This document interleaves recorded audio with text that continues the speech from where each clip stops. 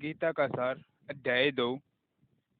संजय ने कहा, करुणा से व्याप्त शोक युक्त अश्रुपूरित नेत्रों वाले अर्जुन को देखकर मधुसूदन कृष्ण ने यह शब्द कही। श्री कृष्ण ने कहा, हे अर्जुन, तुम्हारे मन में यह कलमश आया कैसे?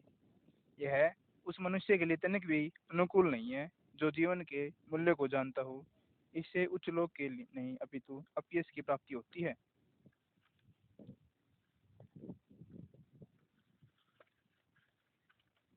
हे प्रथापुत्र, इस हीन नपुंसकता को प्राप्त मत हो, यह तुम्हें शोभा नहीं देती। हे स्त्रों के दमन करता, हृदय की शुद्र दुर्बलता को त्याग कर युद्ध के लिए खड़े हो। अर्जुन ने कहा, हे स्त्रोहंता, हे मधुसूदन, मैं युद्ध भूमि में किस तरह भीष्म तथा द्रोण जैसे पूजनीय व्यक्तियों को उल्ट कर बाण चलाऊंगा। ऐसे महापुरुषों को जो मेरे गुरु हैं, उन्हें मार कर जीने की अपेक्षा इस संसार में भीख मांग कर खाना अच्छा है। भले ही वे संसारिक लाभ के इच्छुक हों, किंतु हैं तो गुरुजन ही। यदि उनका वध होता है तो हमारे द्वारा भोग्य प्रत्येक वस्तु उनके रक्त से सनी होगी। हम यह भी नहीं जानते कि हमारे लिए क्या श्रेष्ठ है, उनको जीतना या उनके द्वारा जीते जाना। यदि हम धृतराष्ट्र के पुत्रों का वध कर देते हैं तो हमें जीवित रहने की आवश्यकता नहीं है। फिर भी वे युद्ध भूमि में हमारे समक्ष खड़े हैं। अब मैं अपनी कृपण दुर्बलता के कारण अपना कर्तव्य भूल गया हूँ और सारा धैर्य खो चुका हूँ। ऐसी अस्वस्थ में भी आपसे पूछ रहा हूँ कि जो मेरे लिए श्रेष्ठकर हो उसे निश्चित रूप से बताएं। अब मैं आपका शिष्य हूँ और आपका शरणागत हूँ, कृपया मुझे उपदेश दें। मुझे ऐसा कोई साधन नहीं दिखता जो मेरी इंद्रियों को सुखाने वाले इस शोक को दूर कर सके।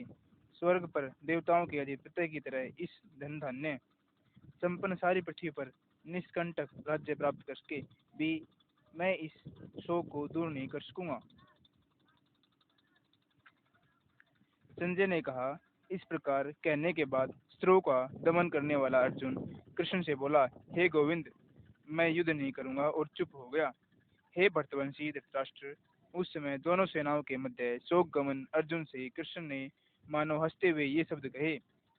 श्री भगवान ने कहा, तुम पांडित्यपूर्ण वचन कहते हुए उनके शोक कर रहे हो जो शोक करने योग्य नहीं है।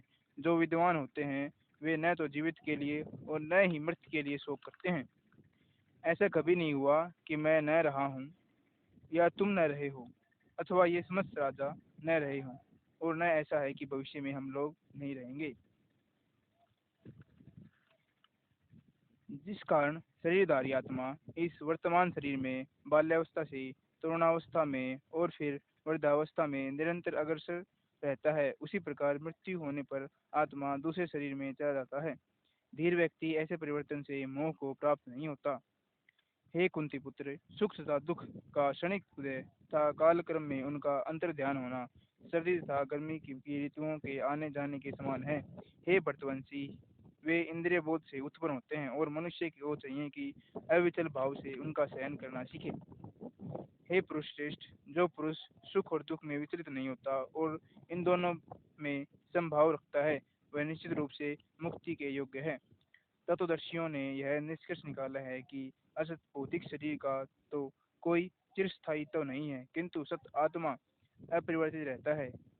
उन्होंने इन दोनों की प्रकृति के अध्ययन के द्वारा यह निष्कर्ष निकाला। जो सारे शरीर में व्याप्त है उसे ही तुम अविनाशी समझो। उस अव्यक्त आत्मा को नष्ट करने में कोई भी समर्थ नहीं है। अविनाशी अप्रेम्य तथा शाश्वत जीव की भौतिक शरीर का अंत अवश्यंभावी है। अंत हे भरतवंशी, युद्ध करो। जो इस जीवात्मा को मारने वाला समझता है तथा जो इसे मरा हुआ समझता है, वे दोनों ही अज्ञानी हैं, क्योंकि आत्मा न तो मरती है और न ही उसे मारा जा सकता है। आत्मा के लिए किसी भी काल में न तो जन्म है न मृत्यु। वह न तो कभी जन्मा है और न ही जन्म लेता है। न वो जन्म लेगा न अजन्मा है, नित्य शाश्वत और पुरातन है। शरीर में मारे जाने वाले वह मारा नहीं जाता। शरीर मर सकता है लेकिन वह नहीं मर सकता। हे पार्थ, जो व्यक्ति ये जानता है कि आत्मा अविनाशी, अजन्मा, शाश्वत तथा अव्यय है, वह भला किसी को कैसे मार सकता है और मरवा सकता है। जिस प्रकार मनुष्य पुराने वस्त्रों को त्याग कर नए वस्त्र धारण करता है, उसी प्रकार आत्मा पुराने था व्यर्थ के शरीर को त्याग कर नवीन भौतिक शरीर धारण करती है।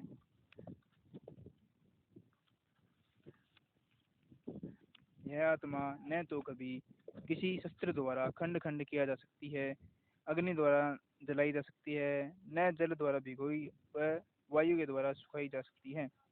यह आत्मा अखंडित तथा अघुलनशील है। इसे न तो जलाया जा सकता है और न ही सुखाया जा सकता है। यह शाश्वत, सर्वव्यापी, अविकारी, स्थिर और सदैव एक सी रहने वाली है। यह आत्मा अव्यक्त, अकल्पनीय और अपरिवर्तनीय कहा जाता है। यह जानकर तुम शरीर के लिए शोक नहीं करना चाहिए। किंतु यदि तुम यह सोचते हो कि आत्मा सदा जन्म लेती है तथा सदा मरती है, तो भी हे महाबाहु, तुम्हारे शोक करने का कोई कारण नहीं है। जिसने जन्म लिया है उसकी मृत्यु निश्चित है, और मृत्यु के पश्चात पुनर्जन्म भी निश्चित है। अतः अपने अपरिहार्य कर्तव्य पालन में तुम शोक नहीं करना। सारे जीव प्रारंभ में अव्यक्त रहते हैं, मध्य अवस्था में व्यक्त होते हैं और विनष्ट होने के पर पुनः अव्यक्त हो जाते हैं। अतः शोक करने की क्या आवश्यकता है। कोई आत्मा को आश्चर्य से देखना, कोई इसे आश्चर्य की तरह बताता है तथा कोई इसे आश्चर्य की तरह सुनता है, किंतु कोई कोई इस विषय में सुनकर भी कुछ नहीं समझ पाता। हे वर्तवंशी, शरीर में रहने वाले देही का कभी भी वध नहीं किया जा सकता। अतः तुम्हें किसी भी जीव के लिए शोक करने की आवश्यकता नहीं है। क्षत्रिय होने के नाते अपने विशिष्ट धर्म के विचार करते हुए तुम्हें जानना चाहिए कि धर्म के लिए युद्ध करने से बढ़कर तुम्हारे लिए अन्य कोई कार्य नहीं है। अतः तुम्हें संकोच करने की कोई आवश्यकता नहीं है। हे पार्थ, वे क्षत्रिय सुखी हैं जिन्हें ऐसे युद्ध के अवसर अपने आप प्राप्त होते हैं, जिससे उनके लिए स्वर्गलोक के द्वार खुल जाते हैं। किंतु यदि तुम युद्ध करने में सर्वधर्म को संपन्न नहीं करते हो, तो तुम्हें निश्चित रूप से अपने कर्तव्य की उपेक्षा करने का पाप लगेगा, और तुम योद्धा के रूप में भी अपना यश खो दोगे। लोग सदैव तुम्हारे अपयश का वर्णन करेंगे, और सम्मानित व्यक्ति के लिए अपयश तो मृत्यु से भी बढ़कर होता है।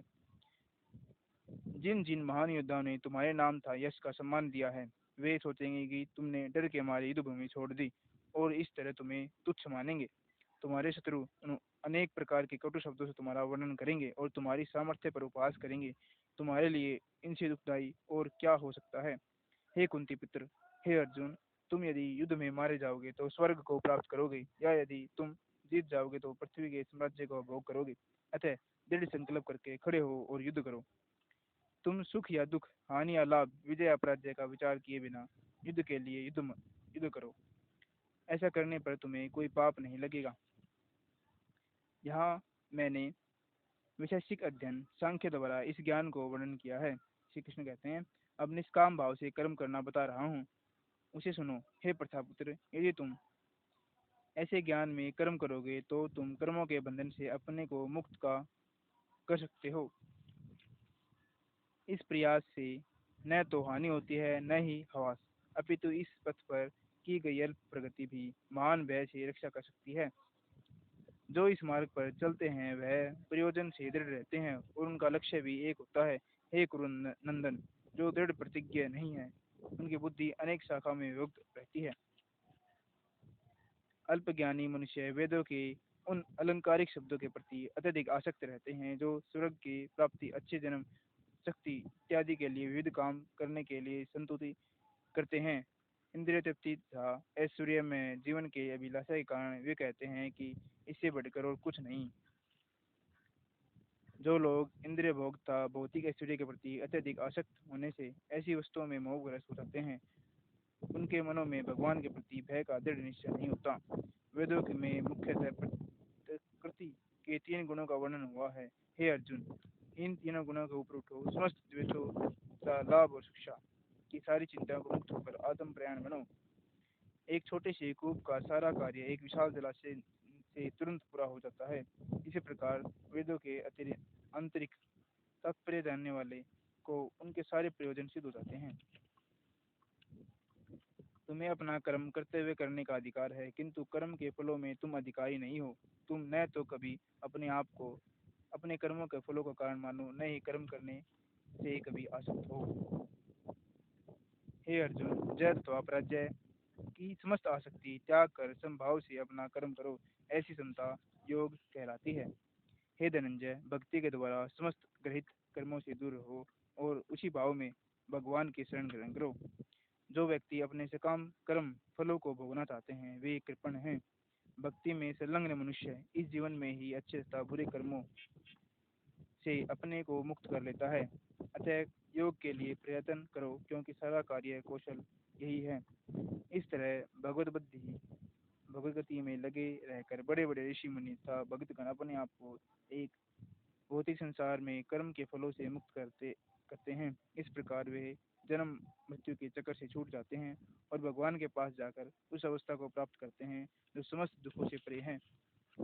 जब तुम्हारी बुद्धि मोह रूपी सघन वन को पार कर जाएगी तो तुम सुने हुए तथा सुने योग्य सबके प्रति अन्य मनस्क हो जाओगे। जब तुम्हारा मन वेदों के अलंकारमयी भाषा से विचलित न हो और वह आत्म साक्षात्कार की समाधि में स्थिर हो जाए, तब तुम्हें दिव्य चेतना प्राप्त हो जाएगी। अर्जुन कहते हैं, हे कृष्ण, अध्यात्म में लीन चेतना वाले व्यक्ति स्थित प्रज्ञ के क्या लक्षण हैं, वह कैसे चल बोलता है, उसकी भाषा क्या है, वह किस तरह बैठता है और चलता है। श्री भगवान ने कहा कि हे पार्थ, जब मनुष्य मनोधर्म में उत्पन्न होने वाली इंद्रिय तृप्ति की समस्त कामनाओं को परित्याग कर देता है और जब इस तरह से विशुद्ध हुआ इसका मन आत्मा में संतोष प्राप्त करता है, तो वह विशुद्ध दिव्य चेतना को प्राप्त करता है, जो त्रय तपों में होने वाले मन में विचलित नहीं होता अथवा सुख से प्रसन्न नहीं होता और आसक्ति भय और क्रोध से मुक्त है, वह स्थिर मन वाला मुनि कहलाता है। देहधारी जीव इंद्रिय भोगों से भले ही निवृत्त हो जाए, पर उन्हें इंद्रिय भोगों की इच्छा बनी रहती है, लेकिन उत्तम रस के अनुभव होने से ऐसे कार्यों को बंद करने पर भी वह भक्ति के स्थिर हो जाता है। हे अर्जुन, इंद्रियां इतनी प्रबल तथा वेगवान है कि वे उस विवेकी पुरुष के मन को भी बलपूर्वक हर लेती हैं, जो उन्हें वश में करने का प्रयत्न करता है। जो इंद्रियों को पूर्णतः वश में रखते हुए इंद्रिय संयमन करता है और अपनी चेतना को मुझ में स्थिर रख कर देता है, वह मनुष्य स्थिर बुद्धि कहलाता है।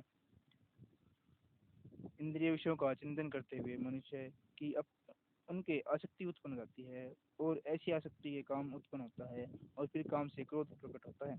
क्रोध से पूर्ण मोह उत्पन्न होता है और मोह से स्मरण शक्ति का विभ्रम हो जाता है और जब स्मरण शक्ति भ्रमित होती हो जाती है तो बुद्धि नष्ट हो जाती है और बुद्धि नष्ट होने पर मनुष्य मन कूप में पुनः गिर जाता है। किंतु समस्त राग तथा द्वेष से मुक्त एवं अपनी इंद्रियों के संयम द्वारा उसमें करने की समस्त व्यक्ति भगवान की पूर्ण प्रकृति प्राप्त कर सकता है।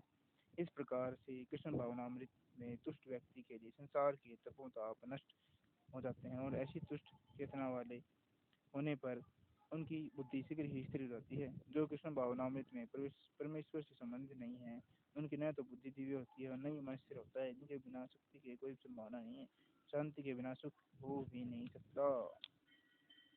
जिस प्रकार पानी में तैरती नाव का प्रचंड वायु दूर बहा जाती है, उसी प्रकार विचरणशील इंद्रियों में से कोई एक जिस पर मन निरंतर लगा रहता है मनुष्य की बुद्धि को हर लेती है। अतः हे महाबाहु, जिस पुरुष की इंद्रियां अपने अपने विषयों से सब प्रकार की वृत्त होकर उनके वश में है, उसी की बुद्धि निसंदेह स्थिर है। जो सब जीवों के लिए रात्रि है वह आत्म संयमी को जानने का समय है और जो समस्त जीवों के जागने का समय है वह आत्म निरीक्षक मुनि के लिए रात्रि है। जो पुरुष समुद्र में निरंतर प्रवेश करती रहती है और नदियों के समान इच्छाओं के निरंतर प्रभाव से विचलित नहीं होता और जो सदैव स्थिर रहता है, वही शांति प्राप्त कर सकता है, वह नहीं जो ऐसी इच्छाओं की तुष्ट करने की चेष्टा करता है। जिस व्यक्ति ने इंद्र तृप्ति की समस्त इच्छाओं को परित्याग कर दिया है, जो इच्छाओं से रहित रहता है और जिसने सारी ममता त्याग दी है, वह अहंकार से रहित वही वास्तविक शांति को प्राप्त कर सकता है। यह आध्यात्मिक तथा ईश्वरीय जीवन का पथ है, जिन्हें प्राप्त करके मनुष्य मोहित नहीं होता। यदि कोई जीवन के अंतिम समय में भी इस तरह से हो जाए तो वह भगवत धाम में प्रवेश कर सकता है। इति श्री द्वितीय अध्याय भगवत गीता यथारूप गीता का सार संपूर्ण। ओम गुरुर्ब्रह्मा गुरुर्विष्णु गुरुर्देवो महेश्वरा गुरु साक्षात् परम ब्रह्म तस्मै श्री गुरुवे नमः। ओम।